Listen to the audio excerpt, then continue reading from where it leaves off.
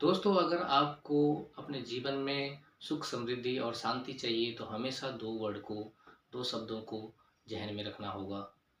अगर ये शब्द आप अपने ज़हन में रखते हो, तो निश्चित रूप से आप अब एक कामयाब इंसान बनोगे और आपके जीवन में खुशहाली आएगी। क्योंकि इन दोनों शब्दों की वजह से ही सारे दुःख हमें मिलते हैं, तकलीफ़ महसूस होते हैं हमें। तो इन दुखों का निवारण के लिए आपको अपने आप में सुधार करना ज़रूरी है। तो आप सबसे पहले इन 2 शब्दों को ठीक से हैंडल करना, ठीक से टैकल करना सीख लो, तो आप अपने जीवन को अच्छे से बेहतर ढंग से जी सकोगे।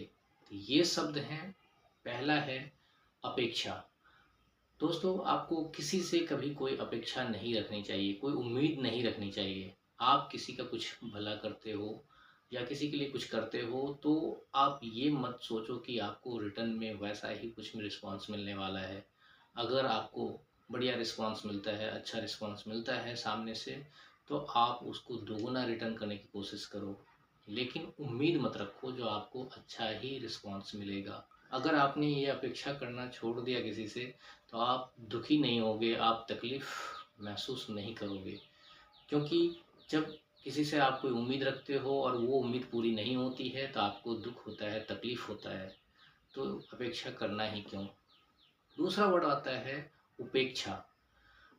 दोस्तों, हम जाने-अनजाने में ही सही या फिर किसी भी प्रकार से किसी की अगर हम उपेक्षा करते हैं, उनकी निंदा करते हैं, तो ये भी सही बात नहीं है। क्योंकि आप किसी की अगर हम उपेक्षा करेंगे, तो हमारे मन में उसके प्रति घृणा की भावना आएगी और हमारे विचार जो हैं उसी तरह के बनेंगे और हमारे पास जो पॉजिटिविटी है वो ख़त्म हो जाएँगे, नेगेटिव थॉट्स हमारे अंदर भर जाएँगे।